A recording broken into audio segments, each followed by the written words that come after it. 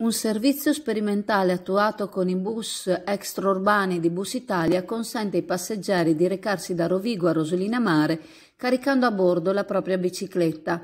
Iniziativa piaciuta alla consigliera regionale Erika Baldin.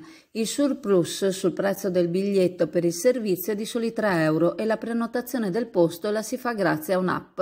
Baldin si auspica che sempre da Bus Italia parta l'idea di attuare lo stesso servizio da Padova verso le spiagge del litorale veneziano. Sarebbe bello, afferma la consigliera, che i turisti pendolari usassero questa possibilità per giungere a destinazione, evitando l'uso dell'auto. La consigliera si sta ora interessando per stabilire i contatti tra l'azienda del trasporto pubblico extraurbano e le associazioni di promozione della bicicletta.